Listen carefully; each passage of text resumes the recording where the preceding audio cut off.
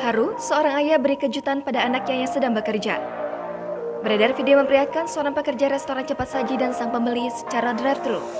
Awalnya, pegawai restoran cepat saji tersebut tampak bekerja seperti biasa.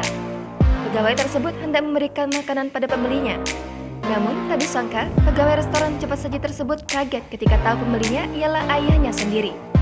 Sang ayah hanya tertawa melihat anaknya kaget. Pegawai tersebut nampak bahagia dengan tertawa lepas. Video tersebut pertama kali dibagikan oleh akun TikTok @zulkiflimodrosol dan mendapatkan ribuan like.